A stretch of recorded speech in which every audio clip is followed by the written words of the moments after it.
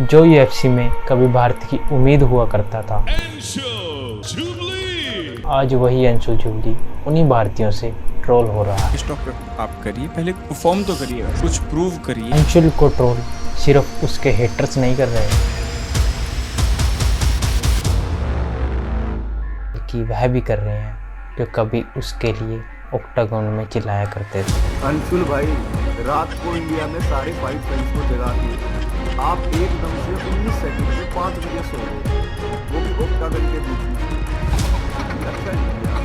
2 fights, 2 knockouts और एक बेरहम सफर। क्या अंशुल जुबली का सफर खत्म हो चुका है, या फिर ये उसकी कहानी की शुरुआत है? I have the bulletproof mind. I'm the one who is fighting at the highest level. I made it to the UFC, made my parents proud, made my country proud. God gives their hardest battles to their bravest soldiers. Namaste UFC! Anshul का जन्म उत्तराखंड के एक गांव भटवारी में हुआ। उनके पिता एक बीएसएफ ऑफिसर थे। मेरे पिताजी बीएसएफ में थे। हार्ड से पोस्टिंग में होते थे जब कश्मीर होते थे, उड़ीसा होते थे, झारखंड नक्सलवाद वाले एरिया में होते थे। तो कभी कभी नेटवर्क नहीं रखता था 5 साल। और आप न्यूज़ में सुन रहे हो कि एक ट्रक उड़ा दिया नक्सली। खबर आ रही जम्मू कश्मीर से। जम्मू कश्मीर के उधमपुर में आतंकी हमले में 2 बीएसएफ के जवान शहीद हो गए हैं। तो मेरे को वो याद है कि वो 4-5 दिन का टेंशन कैसा होता था फैमिली पे। आदमी पे तो हमें नहीं पता कैसा होता।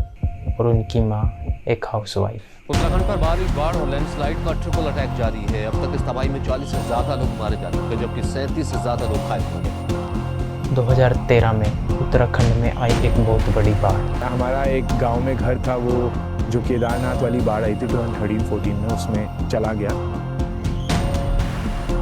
मेरे पेरेंट्स ने पूरा सब कुछ अपनी कमाई सब अपने बच्चों पे बड़ा करने में लगा दी। स्कूल में मैं अकेला था और झगड़ा लगी। तो मैं काफ़ी मोटा सा हुआ करता था, तो मैं बोलता था हम लड़ेंगे स्कूल में रिसेस के टाइम पे कि चलो लड़ते हैं बच्चों के साथ। सीनियर से लड़ाई किया करता था क्योंकि मुझे दिखाना था कि I have a bigger heart और मैं जिगरा बहुत ज़्यादा है। तो मेरी हमेशा, मैं जब 9-10 में था तो 11-12 के सीनियर से हमेशा मेरी लड़ाई रही। एक दिन अंशुल ने एक लड़के को पीट दिया जिसके लिंक थे एक बहुत बड़े डॉन के साथ। एक मेरी इतनी बड़ी लड़ाई हुई कि शहर का सबसे बड़ा डॉन था, उसके किसी कज़न को हमने मार दिया। उसने अनाउंस कर दिया ऐसे कि मैं 1 महीने के अंदर इनको मार दूंगा जान से।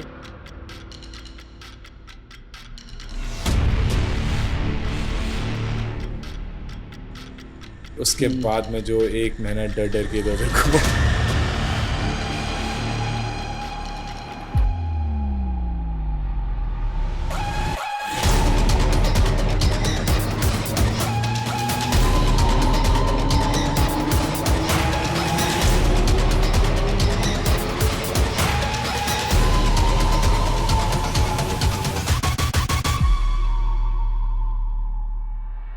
अंशुल आर्मी ज्वाइन करना चाहता था अपने पिता की तरह गर्व से। वह भी देश के लिए कुछ करना चाहता था। मेरा फर्स्ट ईयर था और मैं सीडी में आर्मी ऑफिसर बनना चाहता था। मैं सीडीएस के लिए प्रिपेयर कर रहा था क्योंकि सबने मुझे बोला है तू एथलेटिकल है, तू स्पोर्ट्स में अच्छा है, लीडरशिप क्वालिटी है तेरे में, तू ऑफिसर बन आर्मी। तो मैंने बोला ठीक है। लेकिन मैंने सोचा जब मुझे इंटरव्यू में पूछा जाएगा कि तुमने क्या किया ग्रेजुएशन के, तो मैंने सोचा कि स्पोर्ट करते हैं, मेरे पास सर्टिफिकेट्स होंगे तो ये बोलने को होगा कि देखो भाई मैं सिर्फ पढ़ नहीं रहा था, मैंने सिर्फ कॉलेज नहीं किया है, मैं कुछ अचीव भी कर रहा था साइड बाय साइड। लेकिन किस्मत को कुछ और ही मंजूर था। किस्मत ने दिखाया एक अलग रास्ता।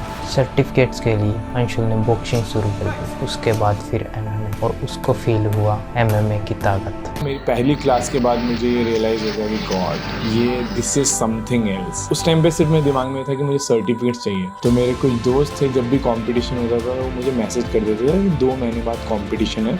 तो मैं 2 महीने ट्रेन करता था, लेकिन लग के ट्रेन करता था। लेकिन धीरे धीरे मुझे रियलाइज़ हुआ कि और सबके लिए मैं मेहनत कर रहा हूँ, मुझे फोर्स करना पड़ता है अपने आप को। लेकिन इस चीज़ के लिए ये बस नेचुरली मैं सुबह उठता हूँ, मैं सोचता हूँ कि आज 2 सेशन है वो निपटाता हूँ, उसके बाद अपनी प्रिपरेशन करूँगा। उस दिन एक एमएमए फाइटर का जन्म हुआ। तो जब मैंने सोचा कि मुझे सीरियसली लेना चाहिए स्पोर्ट और मेरे को दिल्ली जाके ट्रेन करना चाहिए, तो मैंने अपने आप को 1 साल दिया, क्योंकि मैं अगर दिल्ली जाके ट्रेन करना चाहता हूँ तो मुझे पैसे चाहिए। तो उस 1 साल में मैंने पैसे कमाए। अंशुल मैथ की ट्यूशन पढ़ाता था ताकि ट्रेनिंग की फीस दे सके। मैंने सोचा क्या करें, बच्चों को ट्यूशन पढ़ा देते हैं। एमएमए के ट्यूशन दे रहे थे कि नहीं एमएमए की नहीं, मैं मैथ्स का ट्यूशन दे रहा था। तो मैं वो सारे पैसे सेव करता था, घर में रहता था पेरेंट्स के साथ। सुबह पढ़ाना, शाम को ट्रेनिंग करना, हर एक दिन हर एक जॉब के साथ वह अपने आप को एक योद्धा में बदल रहा था। मैंने पैसे कमाए और मैंने बॉक्सिंग करी। अच्छा, उत्तराखंड की बॉक्सिंग भी काफ़ी अच्छी है, तो मैं एक कोच के पास जाता था, मॉर्निंग बॉक्सिंग सीखता था उनके पास, और इवनिंग हम क्या करते थे, मैं और मेरा एक फ्रेंड हमने मैट्स लेने थे और हम यूट्यूब से फिराज अभी जो GSP के कोच हैं और बहुत ऐसे कोचेस थे जिनके यूट्यूब वीडियोस देख के हम साथ में प्रैक्टिस करते थे। हम दोनों सीखने की कोशिश करते थे कि जित्सु होता क्या है। स्ट्रीट फाइटर्स आते थे फाइट करने, आने चाहिए उनको। तो जो जिसका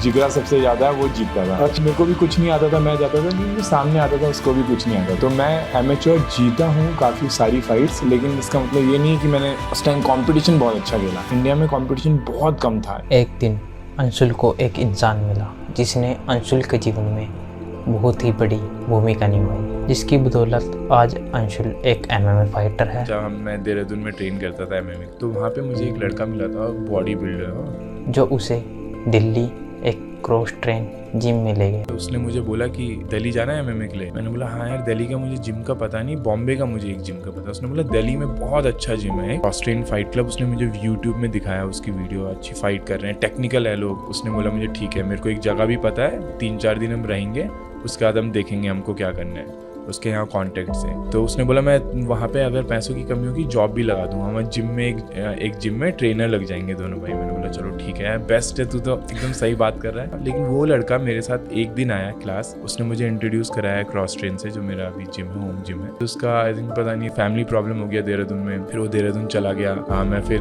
दिल्ली में अकेला था, फिर मैंने भी चेंज किया रूम अपना। फिर से वो आया कि अच्छा मेरा हो गया है देहरादून में, मैं वापस आता हूँ। फिर वो वापस आया, फिर उसको अच्छा नहीं लगा क्योंकि जहाँ पे मैं रह रहा था वो छोटी सी जगह थी। उसने बोला यार इतनी छोटी जगह में मेरे रहने की आदत नहीं है। इसलिए अंशुल तुझे बताऊँ, बुरा मत मानना है, लेकिन मेरे नौकर भी नहीं रहते ऐसी जगह। तो वो वापस चला गया। तो वो मैं मानता हूँ कि वो फरिश्ता था मेरे लिए, एक जिसने आया, मुझे एक जिम दिखाया, सब कुछ अच्छे से इंट्रोड्यूस कराया सब कुछ, और मुझे नहीं पता कि आज की डेट में कहाँ है, कहाँ है, कैसा है, मेरे पास उसका नंबर नहीं है, कुछ नहीं है। वहाँ पर अंशुल को मिले coach Siddharth. Trial class Anshul jubilee जो पहले क्लास के लिए आया था, और बेचारे के पास पैसे नहीं थे। मैं उसको बहुत तब से जानता हूँ। उसने एमेच्योर फाइट खेले हुए थे, बट वो खुद जाके यूट्यूब पे फाइट देख के वो जाके फाइट कर रहा था। उसने कभी ट्रेनिंग फॉर्मली की नहीं थी। मैं फर्स्ट क्लास में आया, मैंने बोला मैंने 5 फाइट खेली हुई है, मैं कोई वो नहीं हूँ। तो जब मुझे एक मेरे आधे वेट की लड़की जब उड़ा रही थी मुझे, तो मुझे वो हम्बल किया उस चीज़ ने। पहली बार मैंने देखा कि अच्छा MMA ये होता है। पहली बार जो मैंने रेसलिंग क्लास करी, जुजित्सु क्लास करी, किक बॉक्सिंग क्लास करी, ये मैंने क्रॉस ट्रेन में करी। कोच सिद्धार्थ ने देखा कि अंशुल एक रॉ फाइटर है जिसमें दिल है और जिगरा है कुछ कर दिखाने का। तो एक हम लोग का फाइटर है पुण्यजीत लिखारू, और बोलते हैं कि कोच एक बंदा आया है, और वो एक टर्म होता है सैंड बैगिंग। तो सैंड बैगिंग का टर्म मतलब ये है कि ऐसे भी लोग होते हैं जो ट्रेनिंग करते हैं, उनको आता है, जिम में आके बोलते हैं मुझे कुछ आता नहीं है, मुझे सिखा दो, और फिर वो आपके नए स्टूडेंट्स को पीटते हैं बता के कि मुझे कुछ आता नहीं है। तो प्रेशर नहीं हो गया ना उन पे, और उनको लगता है फिर कोच बोलेगा अरे बहुत अच्छा तुमने किया फर्स्ट क्लास के लिए। तो मैंने जब देखा, अंशुल माउंट पे बैठे हुए थे तुषार के ऊपर।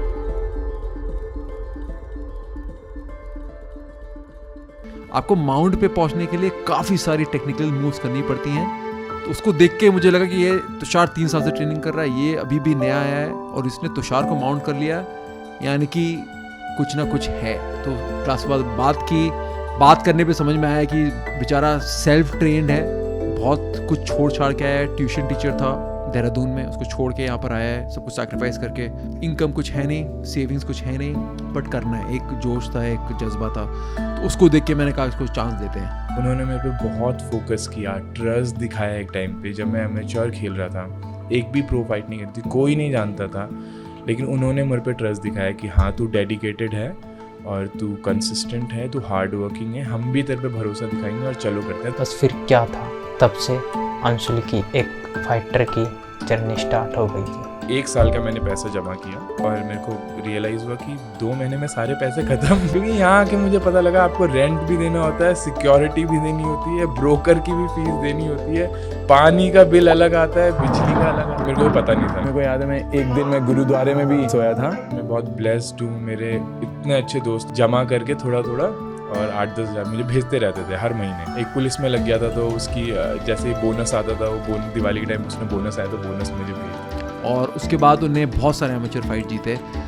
उनका एमेच्योर लेवल पे रिकॉर्ड था 15 विन्स नो लॉसेस। बस उस दिन अंशुल एक प्रोफेशनल फाइटर बन गया। अंशुल को पहले एक इंटरनेशनल फाइट मिली फिलीपींस में। एक नेचुरल सी बात हुई कि इंडिया में एमेच्योर लेवल पे बहुत अच्छे लेवल पे पहुंच गए थे, बट प्रोफेशनल फाइट नहीं मिल रही थी। तो फिर हम लोगों को एक चांस मिली फिलीपींस में उनको फाइट दिलाने की। तो फिलीपींस में इंटरनेशनल फाइटर के साथ अंशुल वहां पर लोन लेकर गया। बट एमेच्योर फाइटर की तरह आपको कुछ मिलता नहीं है फाइट के लिए। आपको खुद की फ्लाइट बुक करनी है, रहने का बुक करना है, खाने का सब कुछ। फाइट भी खेलोगे आप, फाइट जीतने पे शायद कुछ मिले कुछ ना मिले, बट आप एक्सपीरियंस के लिए कर रहे हो। उसने सब कुछ किया, तबीयत खराब भी हो गई वहाँ पर अकेले। लेकिन जब वहां पर गया तो फाइटर ने फाइट से बैकआउट कर लिया था। वो पहुंचा फाइट पे तबीयत खराब के साथ, फाइट होने वाली है, ओपोनेंट ने पुल आउट कर दिया। तो वो बेचारा लोन लेके गया इंडिया से, वहाँ पहुंचा पूरी तैयारी करके, बुखार भी है, रेडी है फाइट करने के लिए, ओपोनेंट ही गायब। लौट के आया बेचारा, इतना लोन लेके गया था। उसके बाद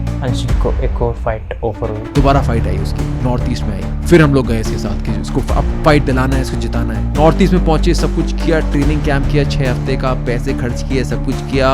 ओपोनेंट ने वेन किया, day of the fight opponent गायब। 2 बार हुआ उसके साथ। अब वो इस पॉइंट पे था, मुझे भी पता था, उसको भी पता था कि ये कभी भी स्पोर्ट छोड़ सकता है, क्योंकि अब इसके पास पैसे नहीं है, इसके पास टाइम नहीं है। मैं उसमें था कि मैं गिव अप कर रहा हूँ भाई। अब मैंने बैग पैक कर दिए थे और मैं घर जा रहा था। उसके बाद अंशुल के जीवन में आया मैट्रिक्स फाइट नाइट। जब सब कुछ खत्म हो गया था, होप लूज हो गई थी कि ये बंदा निकल जाएगा, मुझे कॉल आया मैट्रिक्स फाइट नाइट से कि सिद्धार्थ आपके पास कोई फाइटर है लाइट वेट पे। मैंने कहा है। और MFN ने अंशुल को एक फाइट ऑफर की, जिसमें अंशुल के ओपोनेंट थे संजीत बुधवार। उन्हें बोला संजीव बुधवार से फाइट है। तब मुझे 1 सेकंड लगा, मैंने कहा यार ये बलि का चाहिए इनको बेसिकली संजीव बुधवार के लिए। संजीव बुधवार एक किलर है। संजीव बुधवार एक ऐसा फाइटर है इंडिया में जिसके नाम से लोग डरते थे और आज भी डरते हैं। एक ऐसे फाइटर हैं जो टेक्निक वेक्निक कुछ नहीं, आप 1 मारोगे वो 2 मारेगा, आप 2 मारोगे वो 3 मारेगा। वो कभी पीछे नहीं जाएगा, वो आगे जाएगा और तोड़ेगा। और नॉकआउट पावर, दोनों हाथों में नॉकआउट पावर है। डरावना आदमी जो कि डेडली था। वो 5-0 चल रहा था सारे नॉकआउट से उसके, और मैं एक एमेच्योर फाइटर था।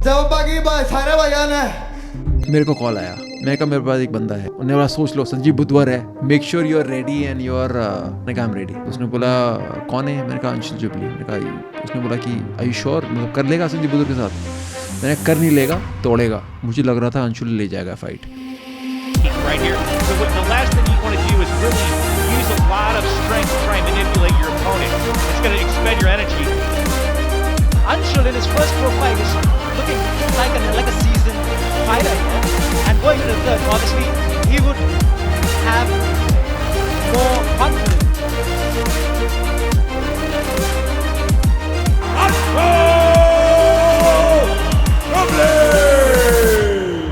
फाइट के बाद एवरीबडी, सबको पता चल गया कि अंशुल जुबली कौन है। मैं वो फाइट जीता ही नहीं, मुझे फाइटर ऑफ द इवेंट मिला। अंशुल हैड 102 फीवर फाइट के बाद body went into shock, went into spasm. उस दिन अंशुल को रियलाइज हुआ कि नंबर 1 में टैलेंट है, और ये जो गाड़ी है इसको मैंने जिस तरीके से दौड़ाया जा सकता है, और काम करना है कि ये 6th गियर 7th गियर में भी जा सकती है अगर पुश किया जाए तो। उसके बाद से जो सारे इवेंट्स हुए मैट्रिक्स फाइट नाइट के, Anshul went from unknown to main event of every Matrix Fight Night card. मैं अपने ओपोनेंट को ये बोलना चाहूँगा कि वो किसी भी तरह खेले और किसी भी तरह है, मैं हर तरह के लिए रेडी हूँ उसके साथ खेलने के लिए। Good fighter, but it's like it's not my level, it's not my level.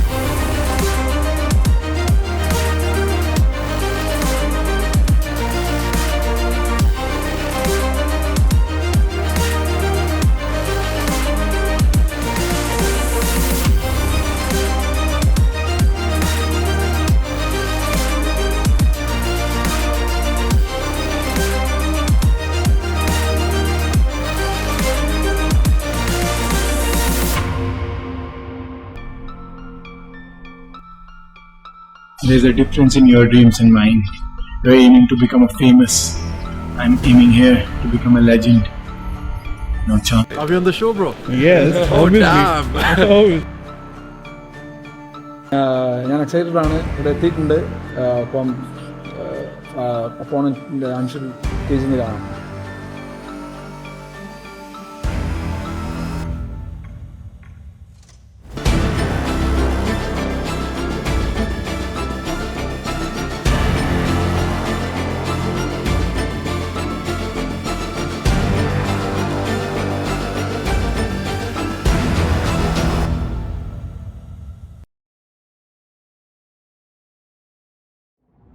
Shrikant को चाहिए मेरे को पहले इजी फाइट मिलते रहे.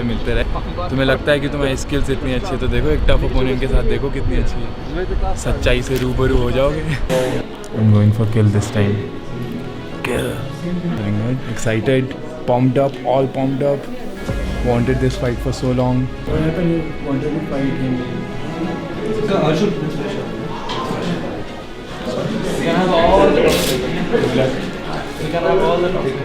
Back in the blood room. At the end of the day, when the fight comes, the fight will speak for itself, and then I'll talk. After the fight, I'll talk. Not now. Anshul is in the best shape of his life. I've never seen anyone in like the level that he's at currently, and I'm pretty confident that there's nobody in India who can touch him right now. The form he's in, he's going to be unbeatable for a long time to come. His boxing is on point. His Muay Thai is solid. His wrestling is solid. His ground game is solid. There's nobody who's touching him. Come this Matrix fight night, next Matrix fight night, Matrix fight night 63, 124, no one's touching him. He's going to be the champion here for a long, long time. मेरा ego का problem है. अगर आप मुझे ऐसे negative और मेरे बारे में गलत बोलोगे तो प्लीज़ उसको रखो सामने. आप सामने मिलते हो तब भी रखो, फाइट में भी रखो, फाइट के बाद भी रखो. अगर आपको रखनी है वो एनर्जी तो आपको हमेशा रखनी पड़ेगी.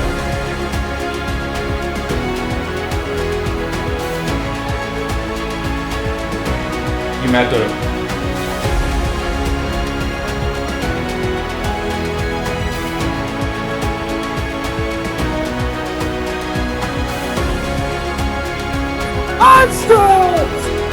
And I am the best fighter in the country, and the era of King of Lion officially has begun.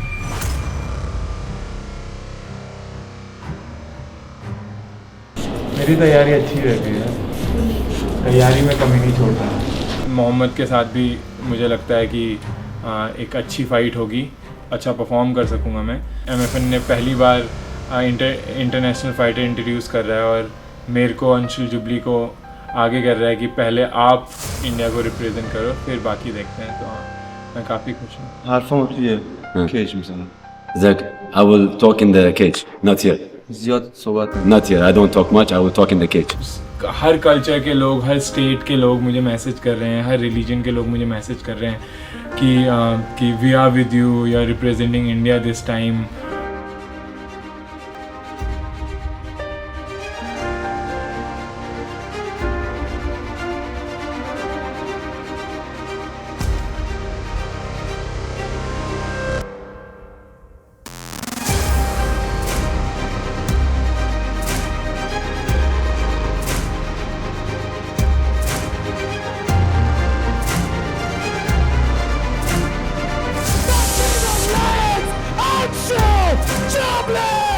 मेरे को अभी इंटरनेशनल टफ अपोनेंट चाहिए, मुझे कंपटीशन चाहिए, मुझे वो ड्राइव चाहिए. अंशुल की स्ट्रीक स्टार्ट हो चुकी थी. भारत को अपना MMA हीरो मिल चुका था, जो कि एक undefeated MMA fighter Anshul jubilee था. फिर अंशुल के जीवन में आया रोड टू UFC. जब ये अनाउंस हो गया, हमें पता लग गया कि हम रोड टू UFC के लिए सिलेक्शन हो रहा है, तो मुझे ऑलमोस्ट सबने मना किया. मेरी टीम के अलावा सबने मुझे बोला कि बहुत ही बैड आइडिया है. अच्छा. रोड टू UFC मतलब एशिया के बेस्ट फाइटर्स, सब Korean fighter, Japanese, Chinese fighter, इन सब के बेस्ट फाइटर्स का एक कंपटीशन है. इसको जो जीतेगा उसको UFC कॉन्ट्रैक्ट मिलेगा. तुमने बोला कि पॉसिबल ही नहीं है कि तू जीत सकता है, और UFC सिर्फ एक फाइटर को एक चांस देता है. तुमने वो गवा दिया तो नहीं होगा. मैंने ये सोचा था कि अब नहीं तो कब, और मैं डरने के लिए थोड़े नहीं यहाँ पे आऊँ. जब पहुँचने ही टॉप पे है, नहीं तो मैं जॉब कर रहा होता है ना, मेरे घर वाले भी खुश रहते हैं. रोड टू FC में अंशुल की पहली फाइट थी एक जापान के फाइटर के साथ, पर उस फाइटर ने फाइट से बैकआउट कर लिया था. जब मुझे ये बताया गया कि आपका fighter he couldn't make it because वो हॉस्पिटलाइज हो चुका है। तो मैंने तो विश्वास ही नहीं किया। दिस इज़ UFC, मतलब मुझे इंडिया के लिए बहुत बड़ी अपॉर्चुनिटी है, सीरियसली। ऐसा नहीं है सिर्फ एक फाइटर के लिए बहुत बड़ी अपॉर्चुनिटी है, मैं बैकआउट नहीं करने वाला। अगली फाइट से पहले अंशुल के पैर की उंगली की हड्डी टूट चुकी थी। फिर मैं बाली गया, मैंने बाली में अपना कैंप स्टार्ट किया। जस्ट 2 हफ्ते पहले मेरा लेफ्ट लेग का पिंकी फिंगर की बोन टूट गई। मुझे पहली बार ऐसा लगा कि मैं हार सकता हूँ। मुझे लगा कि मेरे इतने सालों की मेहनत, इतने सालों की तपस्या, मैंने बहुत बहुत बहुत बहुत मेहनत की, बहुत सेक्रीफाइस किया। एक पिंकी फिंगर की हड्डी तो नहीं रोक सकती। उस फाइट में मैं मेंटली अलग लेवल पे चला गया।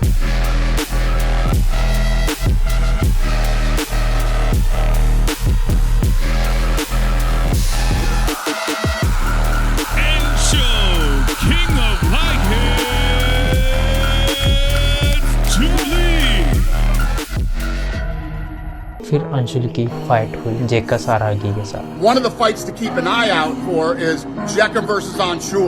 And Anshul is undefeated 6-0. He is India's top prospect and has the entire country riding with him. लेकिन फाइट आते आते लास्ट डे तक मैं इतना कफ होने लग गया, वो गेम प्लान उसी टाइम हमने चेंज किया। हम ज़्यादा से ज़्यादा ग्राउंड पे जाएंगे और सबमिशन से ग्राउंड पे फिनिश करेंगे फिर। And look at this work from Anshul Jubli. He's got the gift wrap here. He's got the wrist of Jekka Saragi control. Jekka can't defend any of these.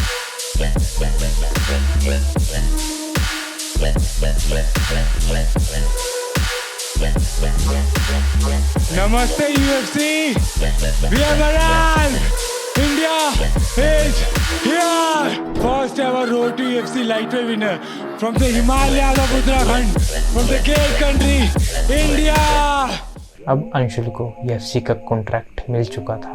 पूरा देश झूम उठा था, हर जगह अंशुल ही ट्रेंडिंग में था। यूट्यूब हो या फिर इंस्टाग्राम या फिर ट्विटर, पूरे देश में अंशुल के चर्चे थे। अंशुल के फॉलोअर्स लगातार बढ़ते जा रहे और अंशुल के फैन पेजेस भी लगातार बनते जा रहे। अब अंशुल जुबली के पास अलग अलग तरह से, अलग अलग जगह से बहुत ऑफर आ रहे थे।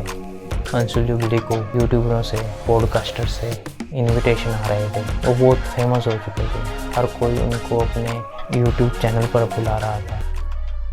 अब ये वक्त था अंशुल की फर्स्ट डेब्यू फाइट का। अंशुल को फाइट मिली माइक ब्रेडेन के साथ 294 कार्ड के साथ, जो कि था अबू धाबी में। इस कारण पर इस्लाम माकाचेव अलेक्जेंडर वोल्कानस्की की हुई फाइट थी। फाइट से पहले अंशुल के साथ हुआ एक हादसा। फाइट से पहले अंशुल का ध्यान भटक गया। अबू धाबी में फाइट से पहले सारे VIPs हम लोग को कॉल कर रहे हैं। Hollywood actors, Bollywood actors, celebrities, international celebrities, billionaires, millionaires, वो हम लोग को कॉल कर रहे हैं कि आप मिलो, अंशुल से मिलना है, हमें ये करना है, वो करना है, अंशुल को बाहर ले जाना है, खाना खिलाना है। तो वो मेरे लिए भी एक बहुत डिफ़िकल्ट सिचुएशन थी, बिकॉज मुझे पता है कि हर एक इंडियन का ये होता है कि इतने बड़े बड़े लोग आपको कॉल कर रहे हैं, बुला रहे हैं, और 1 साल पहले किसी को पता भी नहीं था अंशुल कौन है, और अब इतने बड़े बड़े सेलिब्रिटीज़ हम लोग के साथ डिनर करना चाहते हैं, खाना करना चाहते हैं। काफ़ी सारी चीज़ें फाइट में गलत हुई जो हम लोग प्रिपेयर्ड ही नहीं थे कि उस सिचुएशन को कैसे हैंडल करना है। Dana, 2 years ago we interviewed you and you said that you need some Indian fighters. Now we have Anshul Jubli and you've recently signed Pooja Tomar. What do you have to say about the promise in Indian MMA? Yeah, listen, you know that I've been looking all over the world for fighters from every part of the world. So, yeah, we've been excited about India and looking for talent throughout India, Asia, everywhere else. So, yeah, no, we're very excited about it. Hey, what's wrong with India? What's everybody shitting on India for? No. He went into that fight thinking that I have to make a statement because he's been trying to prove people wrong throughout his journey. लोग बोलते हैं बहुत late शुरू कर रहा है, ये है, वो है, ये नहीं कर सकता, वो नहीं कर सकता। जिस छानी पहले बोलते थे उसको बाद में बोलने की स्ट्राइकिंग नहीं है अच्छी, सब बोलते रहे। तो Anshul wanted to go and he wanted to prove कि he can knock Mike Breeden out. तो वो राउंड 2 में जब गया तो उसने मेरे को पहले बोला हुआ था, कोच मैं इसको सेकेंड राउंड में नॉकआउट करूँगा। तो सेकेंड राउंड जब आया, Anshul had Mike Breedon very hurt and Anshul उसको बहुत मार रहा था सेकेंड राउंड में, and he was actually in the position which Anshul had told me कि कोच हम लोग इस पोजीशन में होंगे and I will do this and Anshul ने किया वो चीज़ें, he did exactly those things, but Mike Britton गिरा नहीं, he kept standing. So Anshul is sitting in the stool thinking, shit yaar, khatam nahi kar paya. That guy is saying, okay, down everything. You're gonna have to finish this kid, okay? You can finish him though, you're gonna knock him out, you understand? So that's when the two people met. Anshul went in a little bit low energy and Mike Breeden went in with all cylinders launched.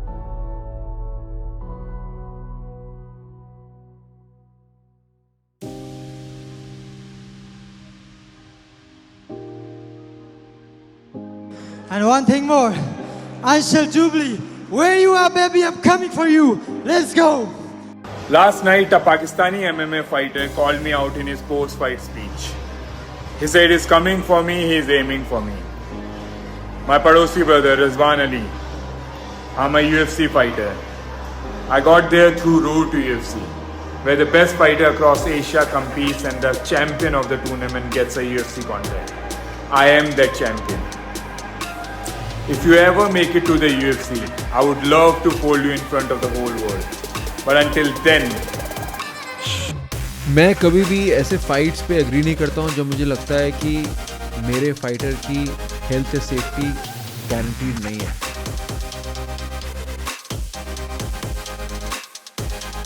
Pakistan is the safest country in the world. When he landed, he will get the special treatment from Pakistan, and we give him 5-star hotel and everything he wants.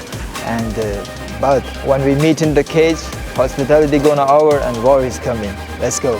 तो मैंने उसको ये बोला, अंशुल वो UFC में है ही नहीं अभी, let him come to the UFC, call him, अगर UFC में आएगा विल फाइट हिम, आने तो दो उसको पहले. देन आई मैसेज हिम, मैंने उसको इंस्टाग्राम पे ढूंढा, मैंने मैसेज किया, मैंने कहा ब्रदर अगर आपको अंशुल से फाइट करना है, tell me what your contract is, अभी आप कहाँ फाइट कर रहे हो, आपका क्या कॉन्ट्रैक्ट है, अगर आपको कॉन्ट्रैक्ट अलाउ कर रहा है, I will help you get into the UFC, मेरे कॉन्ट्रैक्ट्स हैं, I will put you in the UFC, let's make this fight happen.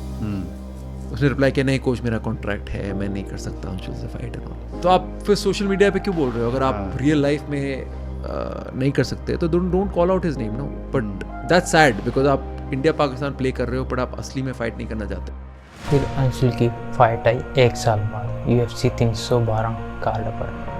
I will do everything what I can to win this fight. लेकिन अब की बार भी अंशुल के साथ हुआ same हादसा. Same cheese happened in this fight. हम लोग ऑस्ट्रेलिया पहुंचे और पहली बार उसका भी ऑस्ट्रेलिया में था, अंशुल का पहली बार मेरा भी ऑस्ट्रेलिया में था, और इतनी सारी चीज़ें हो रही हैं, हम लोग को यहाँ ले जा रहे हैं, वहाँ ले जा रहे हैं, ये करवा रहे हैं, वो करवा रहे हैं, तो थोड़ा सा ओवरवेलमिंग हो जाता है और फाइट पे फोकस करना थोड़ा मुश्किल हो जाता है. फोकस था कि कहीं बाहर नहीं जाना, किसी से बात नहीं करनी, रूम में रहेंगे, फाइट पे फोकस करेंगे. काफ़ी कुछ किया हमने and then the fight happened. Anshul had thrown a jab and a cross to the body, ने क्रॉस मारा और वो पेट पे लगा, बहुत अच्छे से लैंड किया. ओपोनेंट ने भी क्रॉस फेंका और ओपोनेंट का क्रॉस कान पे लगा. He got caught. अंशुल हुए 19 सेकंड्स में knockout.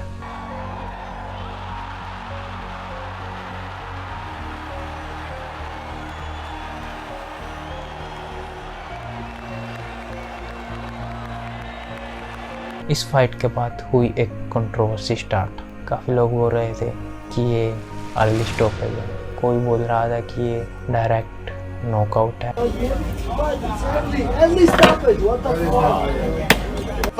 Very early stoppage. Very early stoppage from the ref.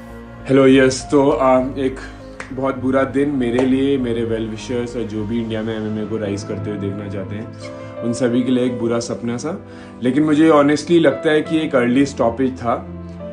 Yes, I got hit with a good shot और मैं ड्रॉप भी हुआ, लेकिन मैं जैसे ही नीचे गिरा हूँ मैं अपने आप को इंटेलिजेंटली डिफेंड कर रहा हूँ. रेफरी के स्टॉप करने से पहले मैं उसका लेग ग्रैब कर चुका हूँ और मैं अपने टेक डाउन के लिए जा रहा हूँ, मैं मूव कर रहा हूँ, मैं अपने आप को डिफेंड कर रहा हूँ. अगर आप इस कार्ड में भी देखोगे तो एक फाइटर है जो कि ड्रॉप हुआ है, फर्स्ट राउंड हारा भी है और लेकिन कम बैक किया, उसने तीसरे राउंड में सबमिट किया, फाइट जीता है.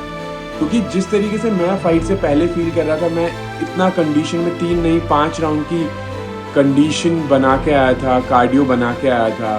फाइट से पहले केज में मैं जिस तरीके से काम और कंपोज फील कर रहा था, वैसे मैंने आज तक फील नहीं किया. और अब अंशुल जुबली को हेट मिलना स्टार्ट हो चुका था. इस दौरान हुई अंशुल की एक पुरानी क्लिप वायरल, जिसमें अंशुल खबीब को सबमिट करने की बात कर रहे हैं. खबीब जो कि एक लेजेंड है. लेकिन मैं तो बिल्कुल वो चांस लूँगा मे बी मेरे को फर्स्ट राउंड सर्वाइव करना है, सेकंड राउंड में नॉकआउट मार सकता हूँ, मैं सबमिट कर सकता हूँ खबीब को, मैं कुछ भी कर सकता हूँ। और वो वायरल क्लिप पहुंच गई खबीब के कोच के पास। So this guy was on the card. And Ansho from India. Yeah, he's a nice, good fighter, good kid. Yeah. And he got knocked out in 19 seconds, and he claimed he could have submitted Habib or KO him in 2 rounds. It doesn't look realistic at this point. I don't know. You guys can tell us if you think he could have KO'd Habib. We don't think so. Ansho, maybe I don't know. He's a good kid. I don't know why he's saying ridiculous things like that. Maybe he's trying to get attention. It's like he's in no position to talk like that. It's like, brother, be a champion or be a number 1 contender. He has a good talent. Ansho's a good talent, but I think your mind needs to be a little stronger and choose your words wisely because they do end up biting you back. So. अब Anshul jubilee की हंसी उड़ाई गई, meme बने, internet ने बनाया एक मजाक।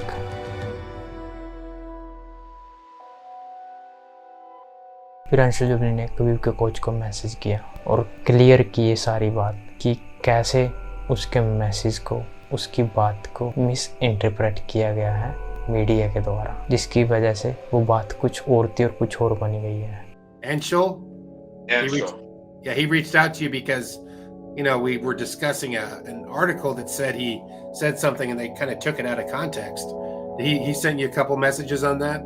Yeah, he sent me a message. I respect Habib so much, and those questions were taken way out of context. Based on what he said, I think he's correct. I think they just took comments and they twisted them to make it look that way. So I think the media did kind of fake news on the poor guy. So he's a good kid, and hopefully he rebounds and gets back. And as far as we know, it was fake news. It wasn't something he said or meant to say. And he respects Habib. And I've always felt that too, because when I met him, he was super respectful. So I didn't know what to make of it when you talked to me about it. Remember, I was like, We looked at that article and we're like, is that what he's really? We're both like, is he really saying that? He didn't say the way they said it. They took it out of context. How many times has that happened to me? Come on.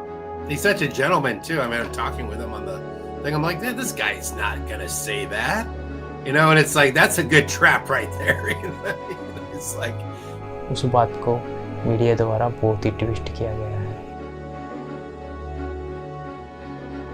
बीब जिसने जो इतना discipline रहा, एक 7 साल की 6 साल की उम्र से रेसलिंग कर रहा है, अनडिफीटेड रहा, 29-0 में रिटायर किया, और उसका जो ट्रेनिंग पार्टनर है, जो भाई जैसा उसका, वो इस टाइम पे लाइट वेट चैम्पियन है। जो लेगेसी है कि मैं चले जाऊंगा लेकिन जो मेरा भाई है वो आने वाला चैम्पियन, तो वो चैम्पियन रिटायर किए थे, उसके बाद इस्लाम माकाजेव भी चैम्पियन है। उस असल में उनके भाई है? नहीं, भाई नहीं है, लेकिन आप बोल सकते हो कि वो 10 साल की उम्र से साथ में ट्रेन कर रहे हैं। खबीब का मेन ट्रेनिंग पार्टनर इस्लाम माकाजेव था। जो खबीब की स्टोरी बहुत अच्छी स्टोरी है कि उनके जो पिताजी थे, खबीब के फादर थे, वो उनका प्लान था पूरा कि ये दोनों UFC में जाएंगे।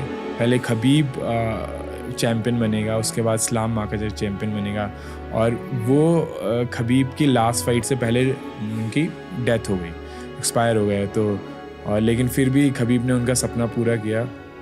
एक रॉ सवाल है आपके लिए, अगर आपको कल एक कॉल आ जाए डेना वाइट से और उन्होंने कहा कि आपको खबीब से फाइट करने का मौका मिलेगा 1 महीने में, आप क्या कहोगे? प्लीज़ अगले हफ्ते करा दो। सोचो, खबीब के साथ फाइट करना मेरे लिए कितनी बड़ी बात है। मतलब आप ये सोचो कि आप ये किसी को बोल रहे हो कि कल 1 महीने बाद आप प्रैक्टिस करो, आप 10 ओवर है आपके सचिन तेंदुलकर के साथ। खबीब ने वो सब हासिल किया है जो मैं करना चाहता हूँ। मैं अनडिफीटेड रहना चाहता हूँ, मैं वर्ल्ड चैम्पियन बनना चाहता हूँ।